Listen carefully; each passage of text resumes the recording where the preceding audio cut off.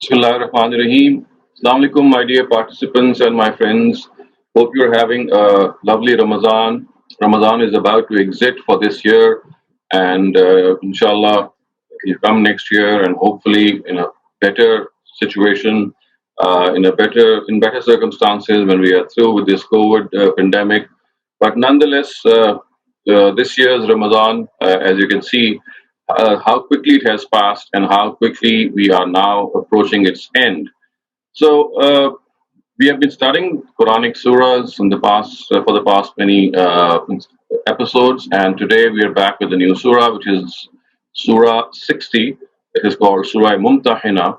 And remember that I have been reminding all of you that what happens is that basically the Quran has preserved the history of Prophet Muhammad's ministry, the way he preached, the way he talked to his opponents, the way he presented the message of God, and the way he had to ultimately, at times, admonish and warn his adversaries that if they don't listen to him, then a grievous doom will face them. So the part of the Quran that we are going to study today is also one which has preserved his biography in a particular era or of a particular era, and that is when migration had taken place and people were there, people had come to Medina. They still had ties with the mushrikun of Mecca, and because of these ties and these friendship notes that they would exchange at times. What happened would be that their real allegiance to Prophet Muhammad and their real allegiance to God would be tested, and many a time they would not pass this test. And this was especially true for weak Muslims because there were a lot of weak Muslims who still wanted their ties with the idolaters, and therefore, in this surah, they are taken to task, they are admonished, and they are told that once you have migrated, you must understand that as far as migration is concerned, it actually amounts to a break of relations between people who have intentionally denied the truth, people who have denied prophets of God. So remember, Surah Mumtahina is a Medinan surah, and it belongs to the sixth chapter of the Quran. We have begun the Medinan surahs with Surah Hadid, which was the 57th surah. Surah Mumtahina is the 60th surah. So we're talking about the Medinan period in which weak Muslims still had their friendship ties with the idolaters, with the polytheists who were back in Mecca. So remember what happened was that with the message of Islam, at times a son would accept faith and the rest of the family would not. So there were so many cases in which families were therefore severed, and when those people migrated who had become Muslims, they had to leave behind their very close relatives, at times their brothers and sisters, at times their wives as well. Similarly, at times their parents. So the advice that was given to them was that because these people have proven to be enemies of God, so therefore now you have to break your ties with them, and you must not maintain those ties with them because this is going to be something which is going to go against your faith. So precisely for this reason and for this background, we will now proceed to study Surah Mumtahina and see how it actually tells us, of course, it tells the people of Medina in those times how important it is to devotedly dedicate themselves for the cause of the religion that they have accepted and forget about the people of the past or the people of their previous place of residence, which was Mecca. Because if you maintain these ties, then there is all the more chance that these ties would make them even more inclined towards their relatives. And this would be a great test for them because for them the biggest thing is to do something which is for the cause of God, and when they maintain their ties with their relatives who have been left behind in Mecca, then this is tantamount to actually giving more preference to a pagan religion, to people who were followers of a pagan religion, than, of course, the religion of God. Okay, let me now first display the text of this surah before you, and inshallah, we'll start reading it. So here we go.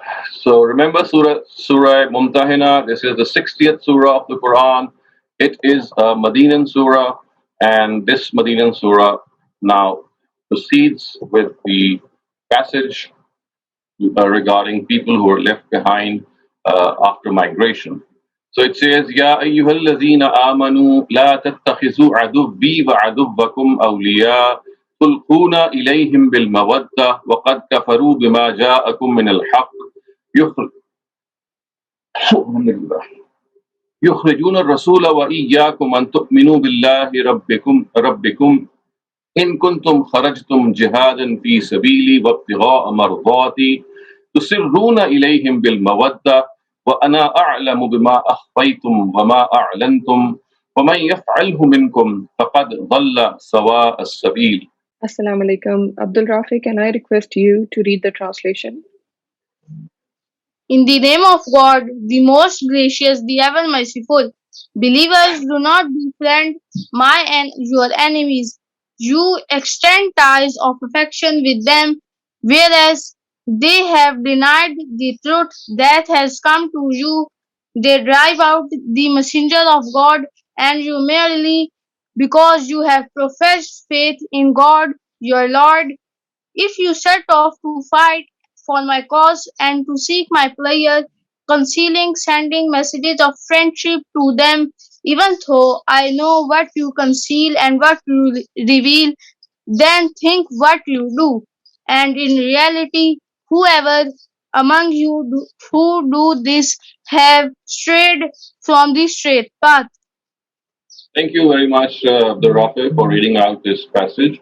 So you see, the surah starts off by telling these Muslims who had migrated to Medina that they must cut off their ties with their relatives in Mecca. And look what they have been called, these relatives in Mecca. They have been called Aduwwi wa Aduwwakum, which means they are enemies of God and enemies of themselves. So this is what the Almighty is telling them, that they don't think that they are your relatives. They are in fact enemies of God, and therefore, now that you have decided to adopt a new faith, then you must not have any connection with with these people who were your former relatives.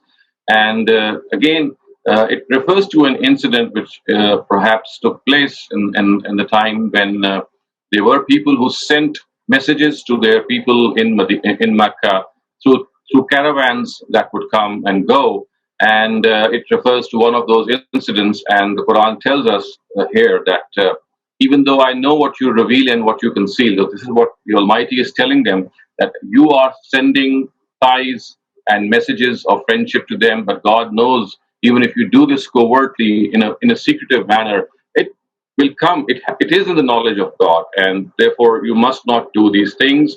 And then it actually warns such people and says, وَمَنْ يَفْعَلْهُ مِنْكُمْ فَقَدْ ظَلَّ سَوَاءَ السَّبِيلِ, that in reality, whoever among you who do this, which means, of course, who still have those connections with their previous relatives, with the relatives from whom they had migrated, then that would mean that they have strayed far away from the straight path. They have been led astray because of their love and their affection for the enemies of God. So remember, this is a great test of faith. It was a huge test of faith because people who had turned out to be enemies of God, which the Quran calls as enemies of God, the believers were actually required to cut off their relations with them. So on the one hand, there was faith in God, and on the other hand were these emotional attachments with previous relatives or people from whom they had migrated. And of course, if the people who had from whom some people had migrated were your parents or your wives or maybe your daughters or sons or siblings, it would be having a great test of faith. But this is what the Quran tells these people, that yes, it is a great test of faith. And these people, even if they are your closest relatives, they have proven to be enemies of God. And so therefore, you cannot have those relationships with them. And one thing, my dear friends and participants, that I'd like to point out here is that remember, this is what is going on in the times of Prophet Muhammad ﷺ, when a particular law of the Almighty was in force, and that is that the Almighty Himself knew who were the enemies of God, and therefore He actually ordered the Prophet to sever ties with those relatives, of course, asking Muslims to do so. This is no longer an option today. Remember that, because this is something which was specific to God's messenger, as far as his enemies are concerned, they were declared to be his enemies by none other than God himself. And he communicated this to his messenger that these are the enemies, and therefore you must advise your followers to break their ties. But remember that this has a particular background, it has a particular context, and it only relates to Prophet Muhammad Muhammad's preaching ministry. It cannot be extended beyond that because, as I've been explaining, that in the case of the messengers of God, the enemies of God are actually pinpointed by God Himself. Only God knows what is in our hearts. Today, this is not possible. Neither there is a messenger of God today, nor we are able to know whether someone is an enemy of God or not. So, therefore, remember this verse does not have an application for circumstances other than Prophet Muhammad's own lifetime and, of course, immediately after him. Okay. The next part is إن يسكفوكم يكونوا لكم أعداء ويبسطوا إليكم أيديهم وألسنتهم بالسوء وودوا لو تكفرون لن تنفعكم أرحامكم ولا أولادكم يوم القيامة يفصل بينكم والله بما تعملون بصير. Abdul Hasib, please go ahead and read the translation. Their attitude is that if they find you, they will become your enemies and raise their hands and voice against you to harm you and only desire that you to become disbeliever. Be on guard against them because neither these family ties nor your offspring will never avail you. On the day of judgment, God will distance you from one another, and whatever you are doing, God is watching over it. Thank you, Abdul Asif, for reading out this passage. As you can see, the same topic which was discussed in the initial passage has been once again brought into more discussion and completed. And they said that look at your own self while you are so anxious to connect with them. The fact is that your own enemies, if they get a chance, they are going to harm you with their tongues and with their hands. And they would, in fact, like you to revert to disbelief from which you had actually migrated. And then the Quran tells us that these familial ties, which means, of course, the ties which were established because of being a family, they shall not be of any benefit to people when the day of judgment comes. And if you think that today your connection with these people is of some benefit to you, you are gravely mistaken because these are proven enemies of God, and therefore you just cannot have those friendship ties with them. And on the day of judgment, of course, this would another punishment that would await them will be that God will distance you from the other people. You will have no connection with them. So what you're actually being required to do is to maintain that severing connection even in this world. You must sever your connection. It should be a disconnection because if you don't do it, there will be other repercussions, and in the end, in the hereafter, inevitably, in any case, that disconnection is going to be there because they are not going to be with you in the hereafter at the same place. And remember that God is watching over what you are doing. Okay. قد كانت لكم أسوة حسنة في إبراهيم والذين معه إذ قالوا لقومهم إنا براء منكم ومما تعبدون من دون الله كفرنا بكم وبدا بيننا وبينكم العداوة والبغضاء حتى أبدا حتى تؤمنوا بالله وحده إلا قول إبراهيم لأبيه لأستغفرن لك وما أملك لك من الله من شيء ربنا عليك توكلنا وإليك أنبنا وإليك المصير ربنا لا تجعلنا فتنة للذين كفروا واغفر لنا ربنا إنك أنت العزيز الحكيم. Ali, please go ahead, read the translation of verse 4 and 5. If you want to understand that in reality you have the best example in Abraham and his companions when they plainly said to the people, we disown you and those which you worship besides God. We renounce you And now enmity and aversion has become eternally evident between us and you until you believe in the one God, except for the words that Abraham had said to his father, I shall definitely pray for your forgiveness, though I have no authority from God to do anything for you. Then he and his companions had prayed, Lord, in you we put our trust, to you we turn, and to you alone we shall return. Lord, do not try us through these disbelievers, and forgive us, our Lord. Indeed, you are the mighty, the very wise. Jazakallah, thank you, Ali, for reading out this translation. So you see, now an example is cited before these people, and they are told, these weak Muslims who had migrated to Medina, they are told that, look, you have a very, very sterling, a shining example of Prophet Abraham when he was faced with a similar situation. His own people, including his father, they had been deeply engrossed, they were deeply involved in polytheism. And when Abraham decided to migrate from them, obviously this was something of a huge test for him.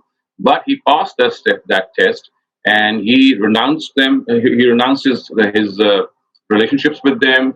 He said, "Now we are at we will fight with each other because, of course, our fight is for the cause of God." And all that I can do is, this is what Abraham said while he was addressing his father, that all that I can do is that I would request God, because He is someone that who can forgive people, and I am so deeply in debt to you because I'm your son. So all that I can do is I can pray to the Almighty to forgive you. But remember, I don't have any authority from God. It is His discretion and His law which is going to take place. So you see, primarily what is being narrated here is that as far as these weak Muslims are concerned, who are not being able to sever their ties from those enemies of God, they are being cited this example of Prophet Abraham, and they are being told that, look, this is what Abraham did, and you believe in Abraham as your forefather. You believe in him as a grand prophet of God, and look what he did. So all that we are asking you is to follow what Abraham did centuries ago. And he never thought for a moment that if these are enemies of God, then he should stay with them. He must migrate for them, especially when their enmity and their animosity has become evident, and the ties have to be broken off. And unless, of course, there is this chance that they revert, Prophet Abraham said that this is not going to happen, and he's not going to be part of them. He'll migrate. The only right that he owes is to his father, and that too is just a supplication to God, just a prayer to God. Please forgive him if there is any pretext, if there is any legitimate excuse, and that is all that he would say. So you can see how important this had become at that time. Okay. لقد كان لكم فيهم أسوة حسنة لمن كان يرجو الله واليوم الآخر ومن يتولى فإن الله هو الغني الحميد عسى الله أن يجعل بينكم وبين الذين عاديتم منهم مودة والله قدير والله غفور رحيم. Danya, it's your turn. Danya. Certainly there is an excellent example for you in these people, for everyone among you who has hope in God and the last day. Follow this example and remember that those who show aversions, God does not care about them the slightest, because God is self-sufficient and has all worthy attributes. If you adhere to faith, it it may well be that God instill friendship within you and those among disbelievers, and also give them the urge to accept faith, who you hold as enemies today. God is powerful and God is forgiving and ever merciful. Thank you, Daniel, for reading this passage. So you see, once again, the example which was set by Abraham is referred to here in this paragraph, and people of the Quraysh with whom they had ties. So these weak Muslims are actually told that, look what happened earlier on. So you have a very beautiful example in how Abraham actually severed his ties, and still he was so polite, but at the same time he was very stern in his stance. So, and then there is this set of glad tidings which is given, and they are told that, well, if you stick to your stance, it may well be that people whom you like And because of the fact that they are enemies of God, in spite of this, God may change their hearts. It may well be that these people who today are enemies of God, tomorrow they become friends of God. And if that happens, then of course you can resume your ties with them. But today they have proven themselves to be enemies, so therefore you cannot maintain those ties. But at the same time, what you can do is you can pray to God, you can hope for the best. Because if you have changed for the better, there's all the more chance, or there's all the more probability that people who have been left behind, they too think of what they are doing and what their fate awaits them, and as a result, they also change. So it's like some incentive which is being given to them, and finally, it is said that God is powerful and God is forgiving and ever merciful. And my dear friends and participants, do note this, that at times, or in most cases, I would say, the attributes of God, which are mentioned at the end of these verses, have a very special relationship with what has been stated. For example, Al Ghani, Al Hamid, Ghafoor, Rahim, Qadir, all these are attributes of God.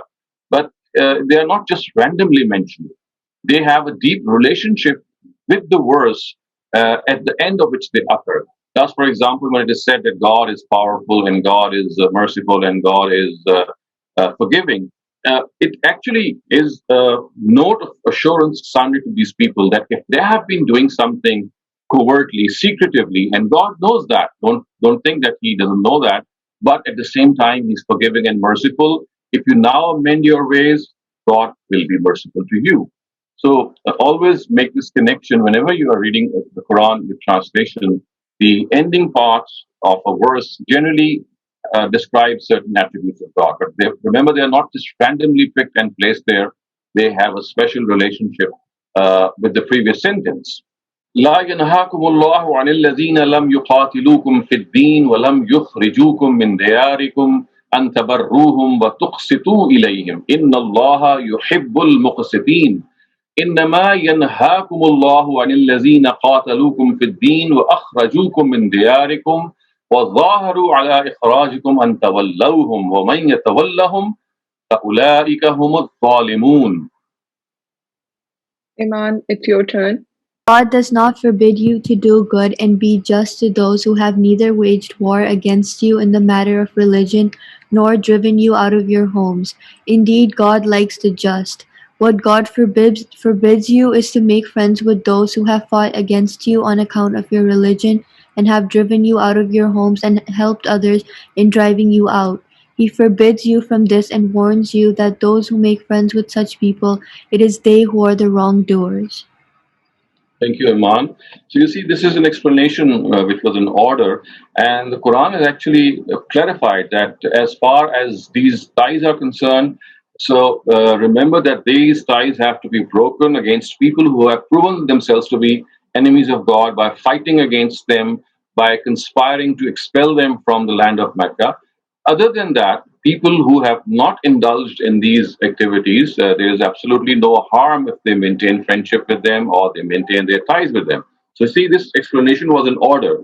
Not everyone in Mecca was of the same status. Not everyone was opposing the Prophet. Not everyone was fighting with him. Not everyone had conspired to have him expelled from the city of Mecca. So the Quran has made this clarification, and just reread the first of these verses in right before you. It says, God does not forbid you to go to do good and be just to those who have neither waged war against you in the matter of religion nor driven you out of your homes. So remember, this restriction by God has a very specific background. It does not relate to each and every person of Mecca. It only relates to them who have been unjust, who have waged war, and who have actually tried their best to have the Prophet expelled from the city of Mecca. Okay. يا أيها الذين آمنوا إذا جاءكم المؤمنات مهاجرات فامتحنوهن الله أعلم بإيمانهن فإن علمتموهن مؤمنات فلا ترجعوهن إلى الكفار لا هن حل لهم ولا هم يحلون لهن وآتوهم ما أنفقوا ولا جناح عليكم أن تنكحوهن إذا آتيتموهن أجورهن ولا تمسكوا بعصم الكوافر واسألوا ما أنفقتم وَلْيَسْأَلُوا مَا أَنْفَقُوا ذَلِكُمْ حُكْمُ اللَّهِ يَحْكُمُ بَيْنَكُمْ وَاللَّهُ عَلِيمٌ حَكِيمٌ. Fatma Hussain, may I request you to read the translation? Believers, it is a requisite of this attitude that when Muslim women migrate to you, evaluate them. God is already well aware of their faith, but you must evaluate them. Then if you come to know that they are believers, do not send them back to these disbelievers. Neither are they lawful for them, nor are these disbelievers lawful for them. Hand back to the disbelievers what they have spent on them, and it is no offense for you to marry such women, provided you give them their dowers. And do not also keep the chastity of disbelieving women in your possession, and demand the dowers you have given them, and let the disbelievers also demand the dowers they gave. This is the judgment of God that He is passing between you, and God is all knowing and wise. Thank you, Fatima. So you see now another aspect is brought to the attention of those people, and it is said that when Muslim women migrate from Mecca, especially they're discussed here, then believers are told that they must evaluate their faith, whether this migration has been for the cause of faith or it's for just some worldly gain. God says that although He knows whether whether they have migrated because of faith that has called them for this action or for other reasons, but as far as Muslims are concerned, they must do their own evaluation. And if you are absolutely certain, you come to know that they are believers, these women have believed in God, and it's not that they have migrated for some other reason, then do not send them back to these disbelievers because they are not lawful for them, and their migration would signal divorce from their spouses, and so therefore you can hand back to disbelievers what they have spent on them. Of course, referring to the dower money.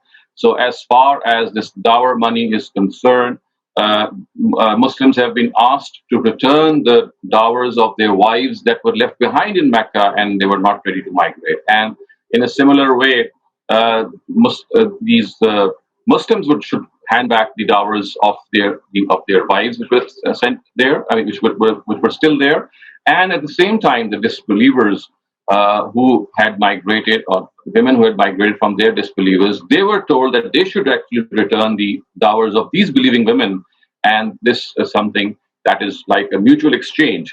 So women who have come here, their dowers must be returned by Muslims, and women who go there or stay there, in fact, and they don't migrate, and they are wives of the Muslims, then their dowers must be returned so that a new marriage can take place, and as a result, these women they are not left helpless.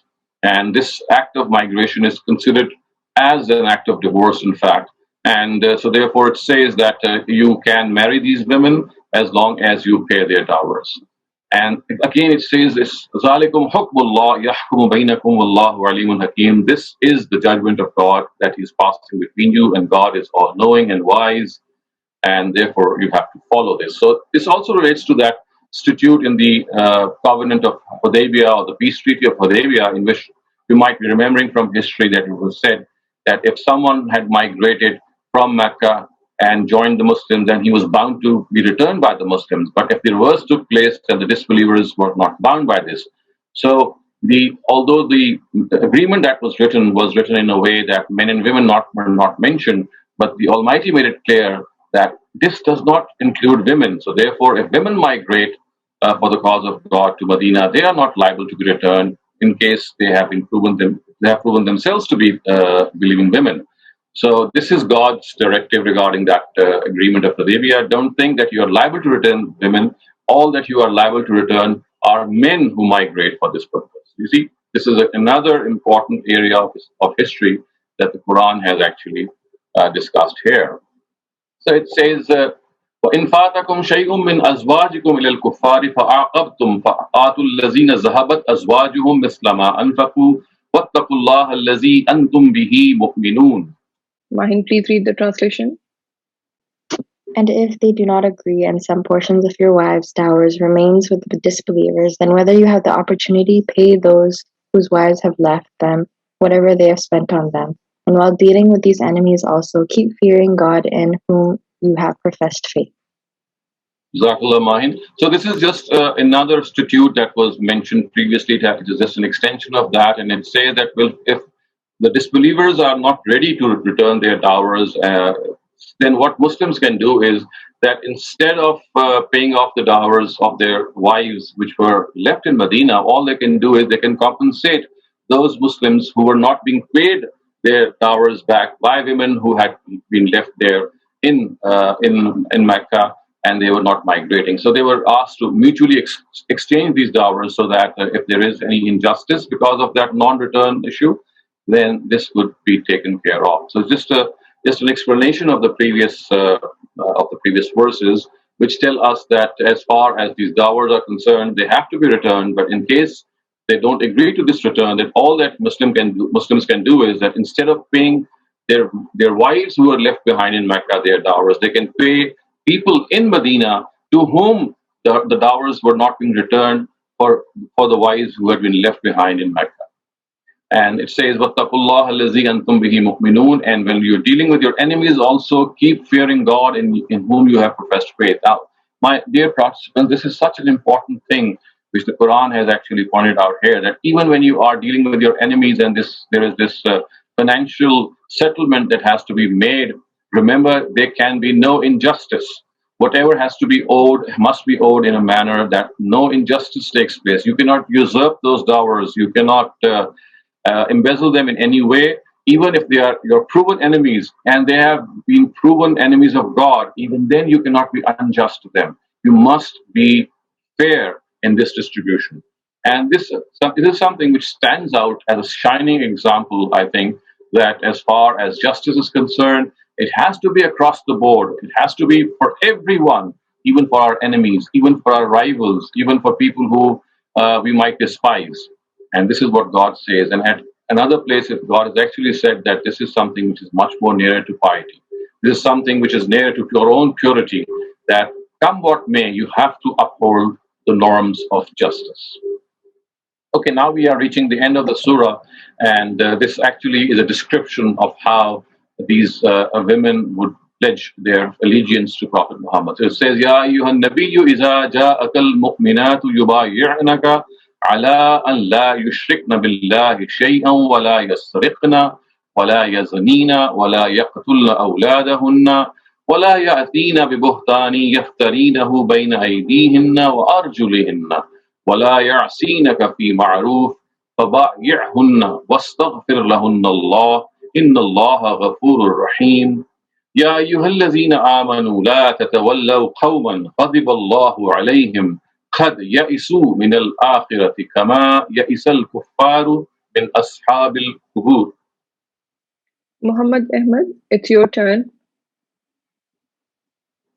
Similarly, O Prophet, when believing women come to you to make a pledge and promise that they will serve no other deity besides God, will commit neither therefore nor adultery, nor kill their children, nor fabricate any false allegation regarding what is between their hands and feet, and will not disobey you in any matter of goodness, accept their pledge and seek God's forgiveness of them. Indeed, God is forgiving and ever merciful. Believers similarly do not befriend those who have incurred the wrath of God. Such people also despair of the life to come, just as these disbelievers despair of the buried deed being raised to life. Thank you, Muhammad Ahmed, for reading out this passage for us. So, as you can see now, the closing verses of the surah are describing the fact that if these believing women, they prove themselves to be believing women and they have migrated for the cause of God, and if they come to the Prophet to pledge his allegiance, then he should accept them, provided that he tells them that these are the things that they must not do. And amongst them, the first thing is that they should not associate anyone with God, they should not commit any theft, they should not commit adultery, they should not kill their children, because you see, killing their children, especially their female offspring, was common in Arabia. They would kill them and bury them and think that because they are not earning hands, they are like a burden to the family. They should be done away with. So the Prophet is being asked that he must have this word from these women. And then, this is like a euphemism something which is stated in between lines without actually naming the actual thing. So it says things which are between your hands and your feet. This refers to your sexual organs, and because of the fact that they can be a cause of any blame or any allegation or false allegation, they are being told that as far as your chastity is concerned and your sexual purity is concerned, you remember that nothing of this sort should happen. And then وَلَا يَعْصِينَكَ فِي مَعْرُوفٍ, and that again they would not disobey you in any matter of goodness. If they pledge all this, then the Almighty says, O Prophet, فَبَعْيِرْهُنَّ, then of course you can accept their pledge, and simultaneously you must keep on praying for them before the Almighty, because the Almighty is forgiving and merciful. And the last verse actually is again something which reminds them once again. Remember this: the Quran, this Quranic verse, surah actually started off with telling us that you should not make friends with the enemies of God. Now look, it is ending on precisely the same note. It says, "Ya la tatawallaw qawman ghadiballahu alayhim," that do not befriend those who have incurred the wrath of God. And this phrase "ghadiballahu alayhim" is used in the convention of the Quran for the Jews of the times of Prophet Muhammad, and they are being told that you must not befriend them because of their own beliefs. They don't think that the hereafter would take place in exactly the same way these idolaters think that they'll not be raised up after they die and become dust, because this is what they believe. The idolaters of Mecca, they always believe that once they pass away and they are buried and they are decomposed and decay, who can raise them up to life once again? So they are being told, these Muslims are being told, these weak of faith, that do not befriend these enemies of God who've incurred the wrath of God, these Jews of the times of his times, and they are absolutely sure that there will be no hereafter, because their own belief would be that if there, in the first place, there is not going to be any hereafter, and if there is, then they will be given a high status in the hereafter as well. And their own beliefs actually belied what they believed. I mean, their own actions belied what they believed. So this is why the Quran says, "Qad ya'isu min al-akhirati kama ya'isa al-kuffar." They have no hope of being raised to life again, just as these disbelievers, these idolaters think that once a person dies and passes out, how can he be raised to life once again? So you can see, my dear friends and participants, how the Quran has described in this surah that it is essential that once you migrate for the cause of God, once you migrate to a new city and the Prophet is there, then you have to make or break your ties on the basis of faith. This cannot be so at the same time that you believe in God and you believe in the Prophet, and at the same time you have connections with enemies of God. And then the surah, as you can see, has also clarified that this connection is meant for those who had fought with them, who had conspired to expel the Prophet from Mecca. So you see, they had those crimes as a result of which this disconnection was ordered. But other than people who are not involved in this disconnection, if Muslims have those ties with them, then this is not what God is stopping them from. So this is like a clarification. So once again, you see, this is one part of the Prophet's life which has been discussed in Surah Mumtahinah, in which believing women have been specially discussed, that once they would migrate from Mecca into Medina, their faith has to be tested, and the Prophet is allowed to take the pledge from them, but they must restrict themselves in certain areas, they must abide by certain limits at the same time. And as far as migration itself is concerned, it should not merely be for any worldly interest or any worldly desire. In this case, it has to be for the fact that because the Prophet has moved there, and now moving into Medina is a sign of faith. It was actually declared a sign of faith that because of the fact you have professed faith, you must leave Mecca. Those of them who were left behind, they are being told and implored that if they don't do so and they still maintain, if they still live there, you'll find that other surahs of the Quran tell us, then, well, you'll be counted among them. So your test of faith is you have to migrate. But again, as the surah says, that this migration is something which should signal a halt of connections between the people who have migrated and, of course, to their relatives who are enemies of God. So, if there are any questions regarding the surah, I'll be glad to answer them. Otherwise, I might ask a few questions. Okay, does anyone remember if this surah is a Meccan surah or a Medinan surah? Let me ask Sine first. Sine, what is your reply? I think it's a Medinan surah. Okay, and what makes you think so? Because it addresses the idolaters and the Muslims who are weak. Could you speak a little louder, please? Yes, because it addresses the Muslims who are weak and their relationship with the idolaters. Right. So it is basically something which actually mentions migration. So you see migration in which migration has already taken place, and there is a conversation going about regarding migration.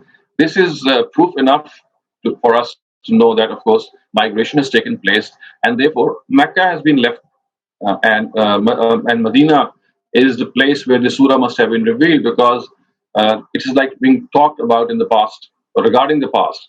So that is absolutely correct. And another question in this regard is that is this severing of ties, which is mentioned in this surah with people who are in Mecca, is it an absolute prohibition, or is there an exception to this? I mean, should Muslims break off their ties with each and every person they have a relation, who are their relatives in Mecca, or is there any exception to this? Anyone else? Remember, there was this exception which was discussed clearly in the middle part of the surah, and that was that if people are not enemies of God, they have not fought against God, and they have not conspired to expel the Prophet from Mecca, then this prohibition is not regarding such people. So there is an exception. The actual directive is that people who have proven themselves to be enemies of God. So the surah starts off with these words: "La tattakhizu aduwwi wa aduwwakum." Don't befriend my people who have actually proven to be my enemies and your enemies. But there is an exception, that people who have not shown this, and they might be they might be very strong in disbelief. They might be disbelievers, but in spite of being disbelievers, they have not indulged in uh, any active participation in fighting the Prophet or fighting the cause of against the cause of God, or in any way conspiring to expel the Prophet. For them, if they maintained any ties of friendship, it was fine.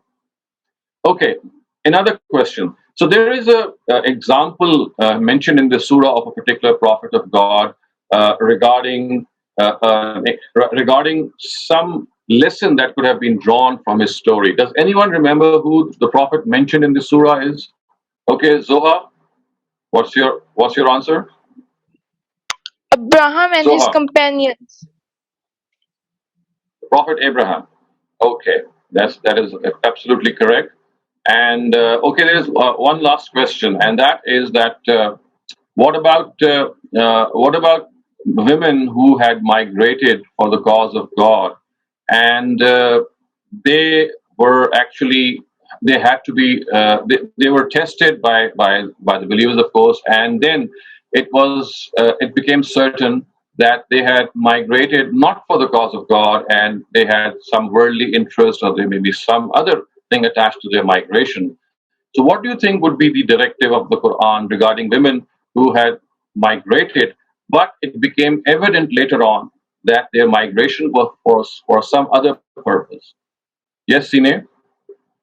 You don't send them back to the disbelievers, but you can give them back any dowry or whatever was spent on them, the woman. Well, actually, it's quite the reverse. You see, women for whom you were certain that they had not migrated for their cause. I mean, their cause was something else. Then, of course, the directive was for them was they had to be returned. So, women who were actually were believing women, and there were believing women who had come for the sake of the proper objective of joining their Muslim community, which had migrated and settled there in Medina, that was fine. But you see, if you just look back on the Quranic verse that I'm just going to present before you, you'll come to know how this says that if you do not You see, qualify to them. You see, the words are إِذَا جَاءَكُمُ الْمُؤْمِنَاتُ مُهَاجِرَاتٍ فَامْتَحِنُوهُنَّ, and it says فَإِنْ عَلِمْتُمُوهُنَّ مُؤْمِنَاتٍ فَلَا تَرْجِعُوهُنَّ إِلَى الْكُفَّارِ. If you come to know that they are women who are believing women, then you must not return them. Which, in other words, would mean that if they are not believing women, or if they are migrated from for some other cause, then you would have to return them, because you see, the very purpose of their migration was not the same which the Quran was telling. Right. So, okay, thank you very much for participating in this Quran reading session, inshallah. We'll be back next week with the new surah. And we do hope, inshallah, that the remaining 10 days of Ramadan, they prove equally blessed for all of you. And do try to make the best out of these last 10 days. And also try our best to evaluate your actions, to evaluate your own life priorities. This is the best time of the year for self-evaluation. And inshallah, hope to see you next week, next Sunday. And until then, it is Khuda Hafiz.